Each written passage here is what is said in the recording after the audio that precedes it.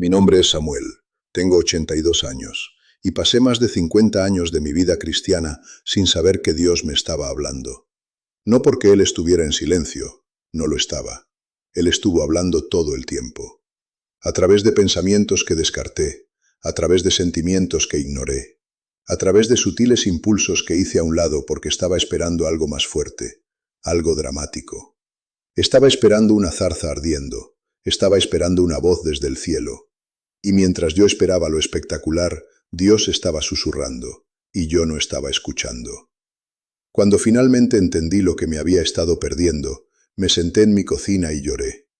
No porque estuviera triste, sino porque sentía un profundo pesar.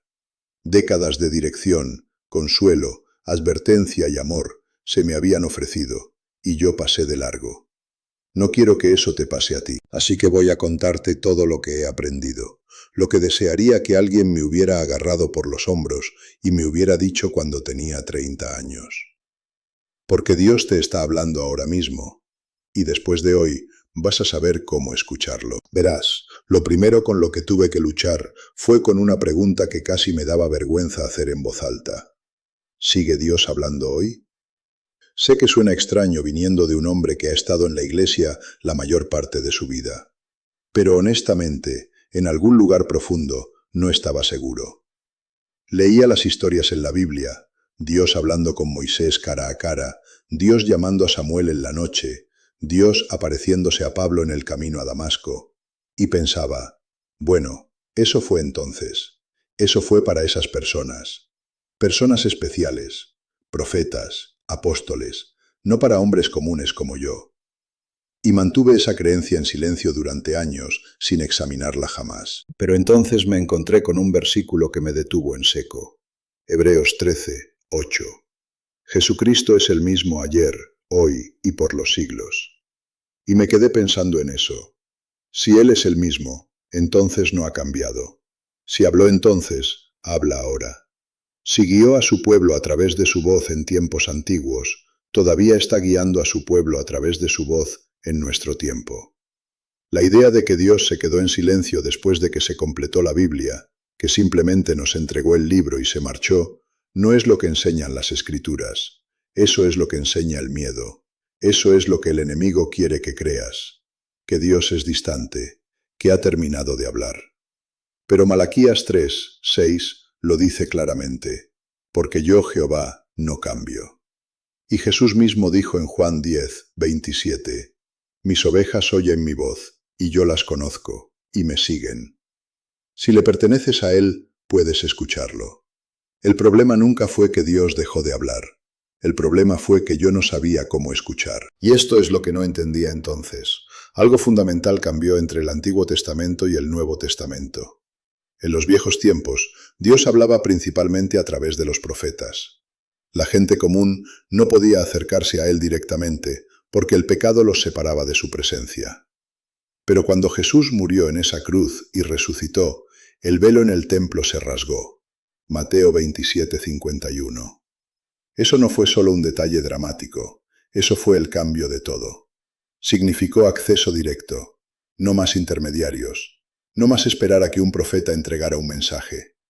Ahora, a través del Espíritu Santo, Dios podía hablar a cada creyente personalmente. Jesús prometió esto en Juan 16, 13. Cuando venga el Espíritu de verdad, Él os guiará a toda la verdad. A cada creyente, incluyéndote a ti, incluyéndome a mí. La pregunta nunca fue si Él está hablando. La pregunta siempre fue si yo estaba prestando atención. Ahora déjame decirte cómo aprendí finalmente a reconocer su voz, porque esta es la parte que cambió mi vida. Dios habla a través de la mente. Sé que eso puede sonar extraño. Quizás te preguntes cómo puedes notar la diferencia entre tus propios pensamientos y los pensamientos de Dios. Yo me pregunté lo mismo durante años. Pero déjame guiarte por lo que descubrí, porque una vez que entendí esto, todo cambió. La primera forma en que Dios me habló fue a través de lo que solo puedo describir como una voz apacible y delicada. No audible, no fuerte. Solo un pensamiento tranquilo que entraba en mi mente. Un pensamiento que conllevaba paz, o sabiduría, o una dirección que yo sabía que no se originaba en mí. En Primera Reyes 19, el profeta Elías esperaba que Dios se presentara con poder, en el viento, en un terremoto, en el fuego. Pero Dios no estaba en ninguno de esos. Él vino en una voz apacible y delicada, un susurro. Y me di cuenta de que durante la mayor parte de mi vida había estado buscando el terremoto y perdiéndome el susurro. La segunda forma fue a través de la propia escritura. Había veces en que estaba leyendo mi Biblia y un versículo específico de repente destacaba. Se sentía vivo, como si hubiera sido escrito para ese momento exacto de mi vida. Eso no fue coincidencia. Eso era Dios hablando directamente a mi corazón a través de su palabra. Segundo Timoteo 3:16 dice que toda la escritura es inspirada por Dios. Está viva, se mueve, te alcanza justo donde estás. La tercera forma fue a través de la paz o la convicción. No puedo decirte cuántas veces estuve frente a una decisión y sentía una paz profunda y estable sobre una dirección y una inquietud intranquila sobre otra. Colosenses 3:15 dice que dejéis que la paz de Cristo gobierne en vuestros corazones. Esa palabra gobierne significa actuar como un árbitro.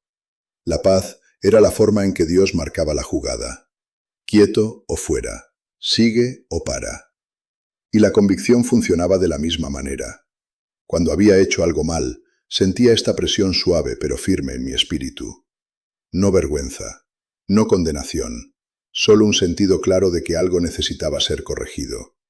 Ese era el Espíritu Santo. Juan 16:8 nos dice que Él nos convence de pecado y de justicia. La cuarta forma fue a través de pensamientos que solo puedo llamar inspirados por el Espíritu Santo. Romanos 8:16 dice que el Espíritu mismo da testimonio a nuestro espíritu. Había momentos en los que un pensamiento me venía, completamente sin aviso, de llamar a alguien, de orar por una persona específica, de decir algo amable a un extraño. Esos pensamientos no venían de mi propia planificación. Tenían una cualidad que era diferente. Eran desinteresados, eran oportunos. Se alineaban con quién es Dios. Y cuanto más tiempo pasaba con Él, más fácil se volvía a reconocer qué pensamientos eran suyos y cuáles eran solo míos. Y la quinta forma, esta me sorprendió, fue a través de los sueños. No cada sueño, obviamente. La mayoría de mis sueños son solo mi mente procesando el día. Pero unas pocas veces en mi vida tuve sueños que se sentían diferentes, sueños que conllevaban peso, sueños que parecían revelar algo que necesitaba entender. José tuvo sueños, Daniel tuvo visiones, Pedro tuvo una visión que cambió toda la dirección de la iglesia primitiva.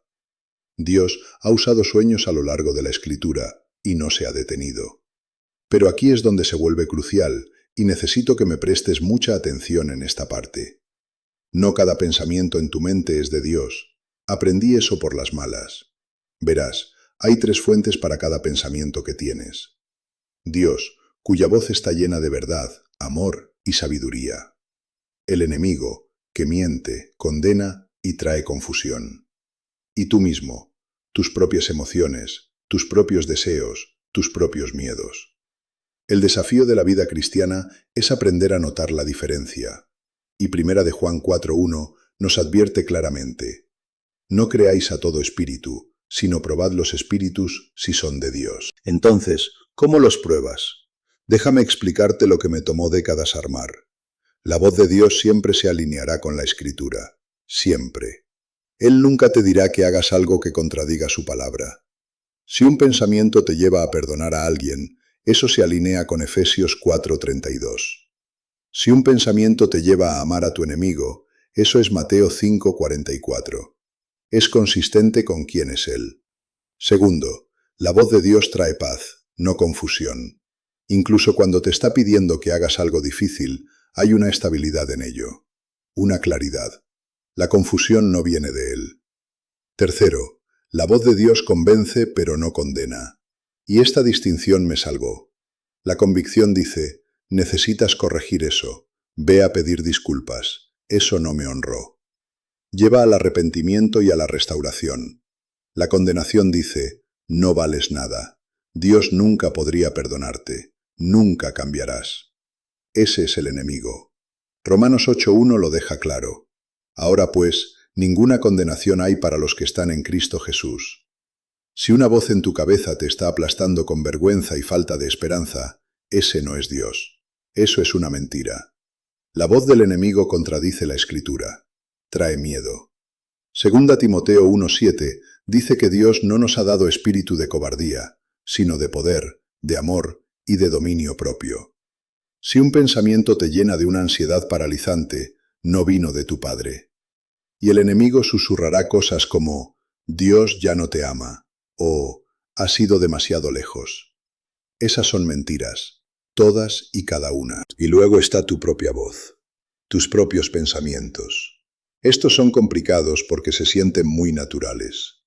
Pero aprendí a vigilar ciertas señales. Mis propios pensamientos a menudo estaban impulsados por la emoción, entusiasmo, enojo, miedo. A veces eran egoístas, enfocados en el beneficio personal más que en los propósitos de Dios. Y cambiaban constantemente. Un día estaba seguro de algo, al día siguiente no lo estaba. Pero Dios es consistente. Números 23:19 dice que Dios no es hombre para que mienta. Su verdad no cambia con mi estado de ánimo. Así que cada vez que pensaba que Dios estaba hablando, aprendí a hacer 3 preguntas. ¿Se alinea esto con la Escritura? ¿Trae paz o miedo? ¿Glorifica a Dios o solo me beneficia a mí? Si un pensamiento pasaba las 3, podía confiar en él. Si no, lo dejaba a un lado. Ese marco simple me salvó de más giros equivocados de los que puedo contar. ¿Sabes qué me sorprendió más? Cuando comencé realmente a posicionarme para escuchar a Dios, Él se volvió más claro. No fue que Él se hiciera más ruidoso, fue que yo me hice más silencioso. Comencé a pasar tiempo real en oración, no solo hablando, sino escuchando, quedándome quieto, esperando. Jeremías 33:3 dice, «Clama a mí, y yo te responderé, y te enseñaré cosas grandes y ocultas que tú no conoces». Pero yo tenía que clamar, tenía que presentarme, tenía que estar dispuesto a sentarme en el silencio y dejar que Él lo llenara. Comencé a meditar en la Escritura de forma diferente. Antes de leer, oraba, «Señor, háblame a través de tu palabra». Y lo hizo. Versículos que había leído 100 veces de repente me golpeaban de una forma completamente nueva. Comencé a escribir las cosas, pensamientos, impresiones, versículos que destacaban. Habacuc 2:2 dice que escribas la visión y la declares en tablas. Y descubrí que llevar un diario de lo que Dios estaba diciendo me ayudaba a ver patrones. Me ayudaba a recordar su fidelidad. Se convirtió en evidencia a la que podía volver cuando la duda se colaba. Eliminé las distracciones. Apagué la televisión. Puse el teléfono en otra habitación. Encontré un lugar tranquilo, mi porche trasero, temprano en la mañana antes de que nadie más despertara, y me senté con Dios. Porque Primera Reyes 19 me enseñó que su voz es a menudo silenciosa, y si mi vida está llena de ruido, me la perderé cada vez. Comencé a vivir en obediencia a lo que Él ya me había dicho. Esto fue difícil, porque a veces Dios me había mostrado algo semanas antes, y yo había estado arrastrando los pies. Pero Juan 14:15 dice, «Si me amáis, guardad mis mandamientos». Y me di cuenta de que si no estaba respondiendo a lo que ya me había dicho, ¿por qué diría más? La obediencia abrió el canal. Cada vez que obedecía, su voz se volvía más clara. Busqué consejos sabios. No intenté descifrar todo solo. Proverbios 11:14 dice que en la abundancia de consejeros hay seguridad. Hablé con hombres en los que confiaba, hombres que conocían la palabra, hombres que caminaban con Dios, y dejé que me ayudaran a confirmar o corregir lo que yo creía estar escuchando. Y practiqué la quietud. Salmo 46:10. Estad quietos y conoced que yo soy Dios. Esta fue la disciplina más difícil de todas. Porque mi mente quería acelerarse, mis pensamientos querían planificar y preocuparse y resolver. Pero Dios me pidió estar quieto, confiar, esperar, y en la espera lo escuché más claramente de lo que jamás lo había hecho antes. Pero también necesito hablarte de las barreras, porque hubo temporadas en mi vida en las que no podía escuchar a Dios en absoluto, y eso me aterraba. Pensé que se había ido. No se había ido. Algo me estaba bloqueando. El pecado era la más grande. Isaías 59, 2, dice que vuestras iniquidades han hecho división entre vosotros y vuestro Dios. Yo no estaba viviendo en alguna rebelión dramática. Eran cosas pequeñas. Falta de perdón a la que me aferraba. Un rencor que no soltaba. Un hábito que seguía excusando. Y esas cosas embotaron mis oídos espirituales hasta que apenas podía escucharlo. Cuando confesé y me arrepentí, la claridad regresó de golpe, como si alguien hubiera abierto una ventana en una habitación sofocante. La duda fue otra barrera. Santiago 1:6 dice que el que duda es semejante a la onda del mar, que es arrastrada por el viento. Hubo temporadas en las que simplemente no creía que Dios estuviera hablando, y esa incredulidad me hizo sordo a Él. Tuve que orar la oración más honesta que jamás he orado. Señor, ayuda a mi incredulidad. El miedo también me bloqueó. La preocupación consumía mi mente tan completamente que no quedaba espacio para la voz de Dios. Filipenses 4:6 dice, por nada estéis afanosos. Tuve que aprender a reemplazar la preocupación con la adoración, a rendir mis miedos en lugar de alimentarlos. El exceso de ocupación casi destruyó mi capacidad de escuchar a Dios. Me mantenía tan ocupado, con tantos horarios, moviéndome tan constantemente, que la quietud se sentía imposible. Pero Lucas 10 cuenta la historia de Marta y María. Marta estaba ocupada haciendo cosas buenas. María se sentó a los pies de Jesús. Y Jesús dijo que María eligió la mejor parte. Yo había sido una Marta toda mi vida. Tuve que aprender a ser una María. Y finalmente, la falta de perdón. Esta corta profundo. Mateo 6, 14-15 es tan directo como se puede ser. Si no perdonáis a los hombres sus ofensas, tampoco vuestro Padre os perdonará vuestras ofensas. Yo guardaba amargura hacia personas que me habían herido, y eso estaba creando un muro entre Dios y yo que ninguna cantidad de oración podía atravesar. Tuve que soltarlo. Tuve que perdonar. Y cuando lo hice, lo escuché de nuevo. Así que cuando Dios hable, y lo hará, esto es lo que necesito que hagas. Obedece rápido, no lo pienses demasiado. Santiago 1:22 dice que no seáis tan solamente oidores de la palabra. Haced lo que dice. La obediencia retrasada sigue siendo desobediencia. Escríbelo para que no se te olvide. Confírmalo a través de la escritura y consejos sabios.